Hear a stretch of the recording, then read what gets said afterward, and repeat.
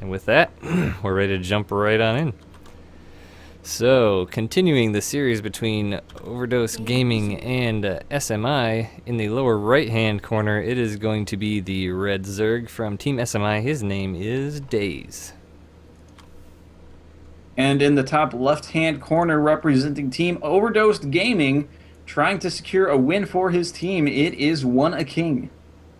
So, as you remember from what Gallegation mentioned about the previous games, Daze is very commanding in the first two games. You know, very strategized, very practiced, timed builds. It looked like as he pushed every weak opponents to bring about pretty quick, pretty decisive wins. And Daze really a champion of the swarm style, really getting the macro up that he needs to be able to produce huge amount of units in a small amount of time to overwhelm the defenses of his opponent. So we'll see if that is a continuation of his strategy in this game here. It looks like it's going to be a fast expand of some variety from 1A King, as he's got his pylon out front here.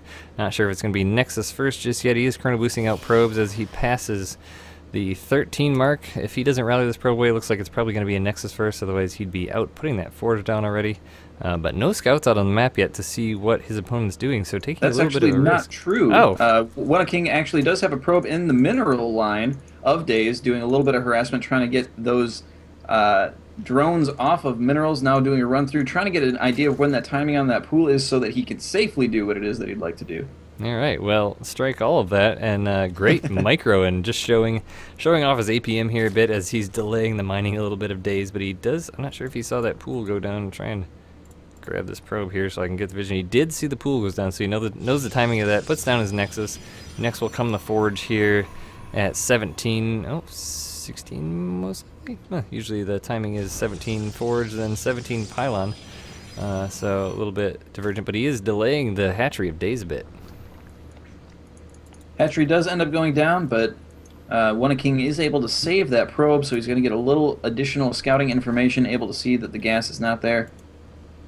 Yep, no speed from Daze, it looks like, so he feels pretty safe in what he's doing. Going to complete his wall. Overlord does come in to see the timing of that Nexus. I'm sure no surprises. So the question is, you know, the last couple of games we saw Daze go for some really big 2-base aggression. Is he going to go into a 3rd base, or is he going to do the same thing again? It will be interesting to find out. You know, we don't see a Roche Warren coming down. We don't see any. Well, we see only 4 Zerglings coming out. So, yeah, looks like One a King has got a probe hiding down here in the bottom side of the 3rd or 4th base here. So see what he ends up doing with that. Possibly a proxy pylon at some juncture to pressure the 3rd, but it looks like a drone coming out to put down that 3rd hatchery. That's right. The Zerglings are following behind it, trying to make sure that there's no shenaniganry going down in that 3rd base. The last thing that he wants to do is lose it to silliness. Yep, don't like those cannon rushes, as we have seen them become a little bit more prevalent lately. He's also doing a very smart move, using these lings to scout up just outside of that 3rd base, as this is a very common spot for a pylon to go down that often spells disaster for that base as the 3 gateway warp gate pressure comes in with Zealots. So it's good to see more people joining us now, as happy to see you will be enjoying some SC2CTL action against these 2 great teams. You're very active in chat. That's awesome. Do keep doing that. This is about the community, so we like to have everyone involved. We've got some good games coming out here tonight, looks like. Absolutely. We thank you for joining us. We thank you for being involved. Please feel free to shout out to us in the chat. We like to, in lull points, check out to see what you guys are up to.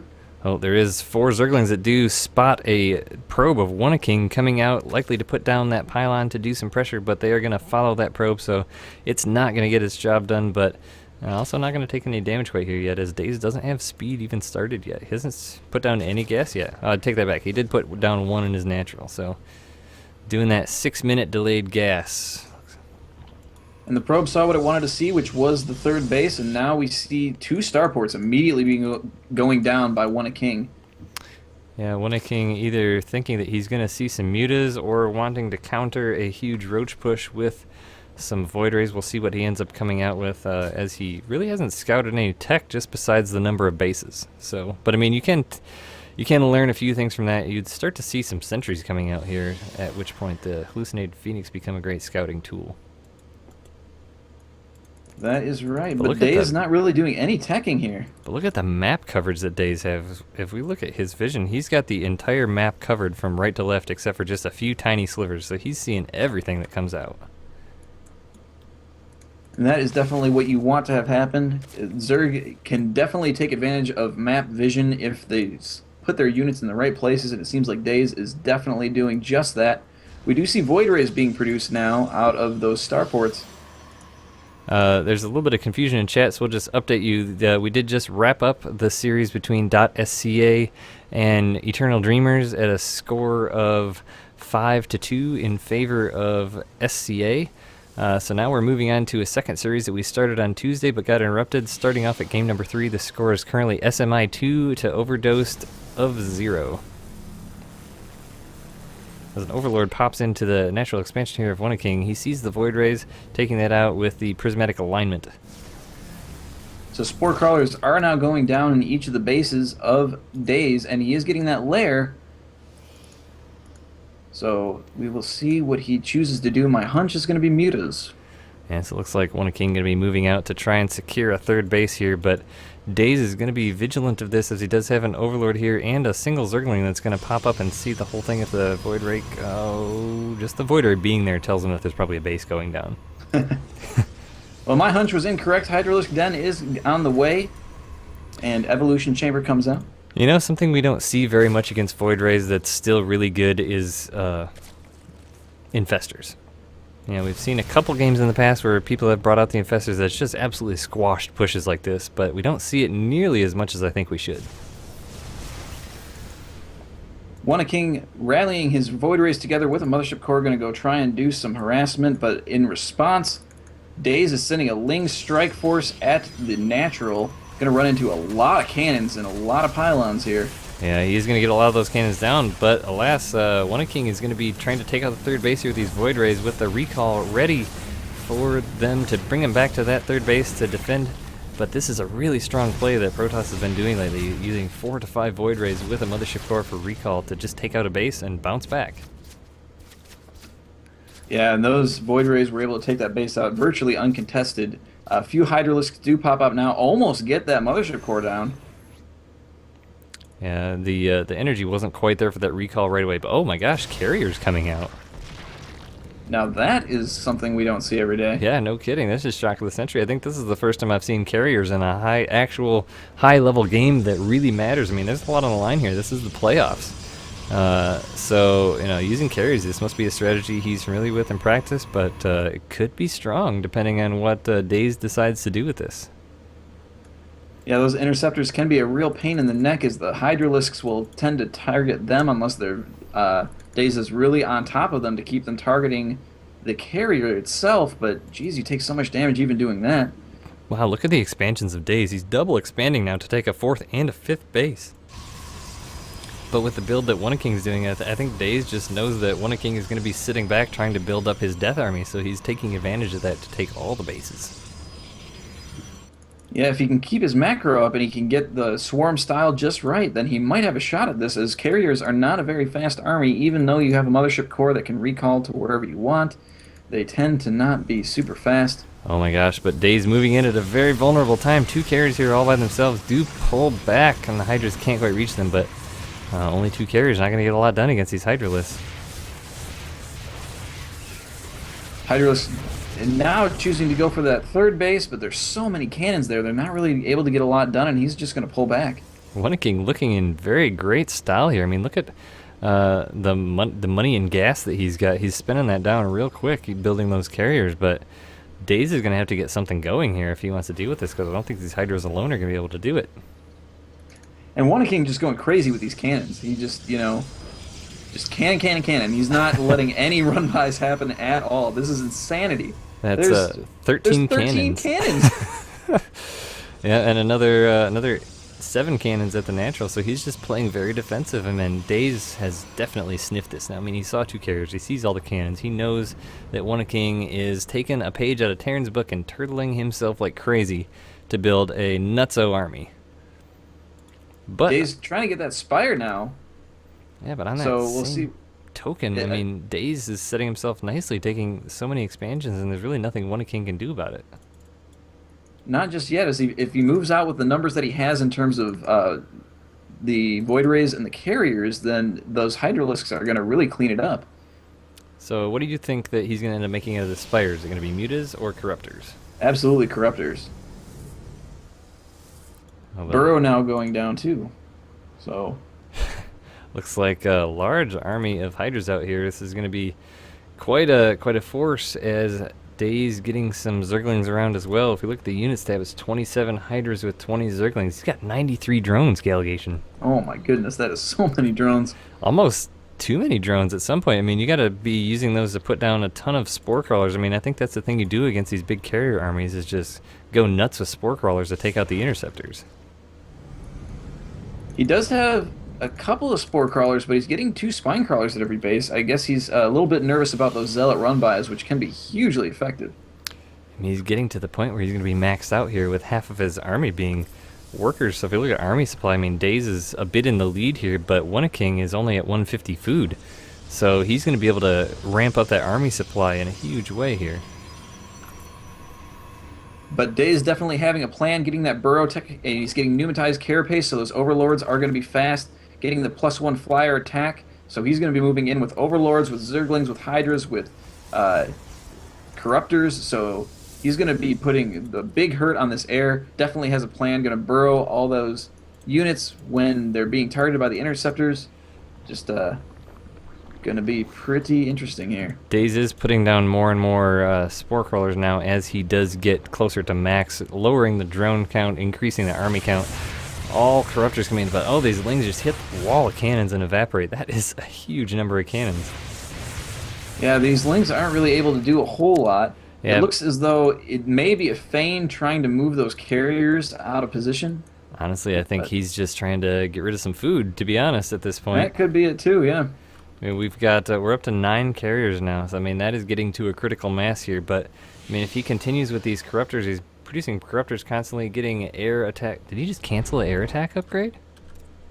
No, it finished. It finished. Okay, I looked like the graph wasn't quite done and it just went away. I was like, oh my gosh, that's the worst decision ever. So air plus Infestation 2. Pit. Yeah. Infestation Pit has gone down. Pathogen glands are in production, so he's going to be supporting this army with some infestors, which is going to be a really good play, as he'll be able to lock down those Corruptors. I almost wonder though if Vipers wouldn't be the better play. Yeah, I think Vipers would definitely be a critical addition to this. I don't know if Days just hasn't thought about it, but I mean, he's getting down a second Spire now to just go nuts with his air upgrades, and I don't think. Let's see, King does have level 2 air attack, but he doesn't have any armor. So these Corruptors with significant upgrades could be a force, but man, there's going to be so many Interceptors. We're looking at, was it 8, 9, 10, 11, 12 carriers now with 4 Void Rays, and he's producing carriers 2 at a time with 3 Void Rays at a time. So, I mean, Days is slipping down a cliff right now. And Mothership is in production now. An Oracle coming in to probably act as a detector, is anticipating, both players kind of anticipating what the other is going to do. I honestly think that King's army is going to be way stronger than Days, though. But look at Days' position too. Look at his money. Look at his bank. He's got 5,000 minerals, 2,000 gas. Even if he sends this army in and it gets demolished, he can immediately remax with something else. He does have 49 larvae on the field right now, so hitting those injects, keeping it going, 52. So you're absolutely right. He will be able to remax, and he's going to have to, though. He's going to take so many casualties trying to engage this army. And the way that King has his bases defended, he almost has to take this army on head-to-head. And now King is getting on the upgrade train as well, getting level 1 air armor and +1 shields. He should have been doing that a lot sooner. Now the Hive coming down for Days as well. Hopefully he decides to get some Vipers, because that's going to be almost critical. He does have a few Infestors here now, so I like that. You know, Fungals can be a very useful thing, especially against those Void Rays getting bunched up. King now moving down the map on the right-hand side, putting bases down behind it. Super smart and effective way to do this. And oh my goodness, Days' army is way out of position, having to uproot all those Spore Crawlers, reburrow them, and he knows he's going to lose this base, is prepared for it, just trying to get into the right positioning. Oh, pulls around, and it's going to come down to this, fellas. Those Corruptors do not do good against those Void Rays, plus all those Interceptors. Oh my goodness. Dave's just getting squashed right now. But as Though we look I don't in the think those production tab, investors- it's 27 more Corruptors in production. I don't think those investors got anything done. Yeah, I didn't think so either. But, jeez, the One King still producing 5 Void Rays at a time now, realizing he's got plenty of carriers going only for Void Rays, because Void Rays are so good against Corruptors. 38 Corruptors in production now. I can't even say it, it's so high. As so many cannons are queued up to go down at this next expansion that he's taken, he's just spending his minerals on cannons, doesn't even care. Well, And, you know, Days had that huge bank like we were talking about. He had all those larvae, but that, I mean, the food counts are about even, but Days spent his entire bank trying to get back up to max. He's lost so much here. yeah, Days going back to the Wings Liberty days, getting Neural Parasite down, hoping to maybe Neural Parasite that Mothership core. But there is no Vortex, so that's not going to help him on that front all that much. But look at all these Corruptors. The army strength of One King is just massively outranking the army strength of Days right now. I'm speechless. I don't know what he can do against this. Days is honestly trying to just find a angle that he can attack in, but with all these Corruptors, he can't even attack the front. I mean, he's got just a handful of Hydralisks. Yeah, and got, with like, all those 8. with all those cannons, a manor number of Hydralisks certainly isn't going to be able to do anything. And the Void Rays are now coming in as well. Oh, great micro there by One King. All of those Hydras are going to be cleaned up, and the Corruptors are now trying to move in, get something done, but so many are falling. I think half He's those forced to Corruptors were retreat. dead by the time the Mothership core went down. Supplying Days with the Hydralisks. So he's just really trying to get just about anything done here. These Corruptors are not showing as well as he would have liked them to. Yeah, Terran Heat in chat saying Void Rays are so strong. Definitely, it's hard as Zerg, it seems, to counter an army like this because Void Rays are incredibly strong against Corruptors. And it definitely seems like Days doesn't really know how to approach this game. I think he had the right idea by getting all those bases, but, and I mean, what else was he going to do? He couldn't really exactly push on that many cannons without losing a huge amount, but I just don't know about this army composition against what is out by One King right now. In my opinion, a lot earlier, I think he should have gone Massling, Baneling, and busted through those cannons. I think that's the only option he had at that point. But hey, Well, I'm not the Master Leaguer. That's fair. But now, I mean, nowadays just has no option. You know, at this point, you would be thinking Ling runarounds, which he's trying to do. But by the time he runs those Lings through, he's only got one Ling that's left to make it up to the main base, running the gauntlet of cannons. Besides, it's not even worth trying to take out the probes that are there. Runs it back. But oh no, this army is heading straight for the main. And with the supply of Corruptors that Daze has to keep, you can't even make enough units to do runarounds. Targeting down the main. Look at how fast that drops. Oh my goodness. I mean, this is just silly. Yeah, I honestly don't know what the answer is for Zerg. I mean, Hydralisk just not able to do anything against all those Interceptors. A lot of the Void Rays going down. That's GG. And there's the GG. I mean, that army just evaporated. Yeah, I mean, that was rough. I mean, you know, when you see a Protoss going heavy air, heavy carrier like that, when Daze went in and saw 2 carriers, that's when he needs to, within like a minute or two, do something to severely hinder One King, because he knows One King isn't going to move out, and that army is going to get to a critical mass real fast. What are your thoughts from the Zerg perspective? Oh, that was grody. I mean, I really liked his base expanding. You know, I like that he took basically the majority of the map. He knew that One King was going to turtle up, and he knew that he had to get the economic advantage to be able to stay in. But I don't think that I think that he tried with his unit composition. I don't think that it was quite the right grouping for that. But I mean, what do you do against that many carriers and Void Rays? Holy moly. I mean, they didn't even, I think at the end of the game, they didn't even have +2 done on the attack upgrade. Yeah. And they were just mowing down everything. I mean, if I was to theory craft anything, I would think that the solution, and I'm just going to say this because this is actually something I'm interested in now, it's like, what do you do against this? I think when he saw the carriers, he needed to do a huge influx of banelings with speed to bust through that third base, take that down, slow down his carrier production, and then just max out on Hydras and get like 4 Vipers. and then whittle down the carriers that he did have, and then make another push with Hydras and Lings with a few Banelings. Now, that's the only thing I can think of that would really get it done. And I don't even know if that would get it done. Yeah, I mean that definitely is a good strategy. Its VIP in there is suggesting mass drones, so that may have gotten the job done as well. Yeah, I'm not sure. That was an interesting game to watch, because that's not something we see every day. Indeed. No, not often. That's for sure. So we are moving into the next game. Yeah, we're gonna be moving into game 4 here. So SMI came out with 2 wins straight, so that put them up 2-0. But One King come out with a quirky game number 3, mass carrier, mass void ray style that knocked Days out of it. So it's gonna be 2-1 right now going into game number 4.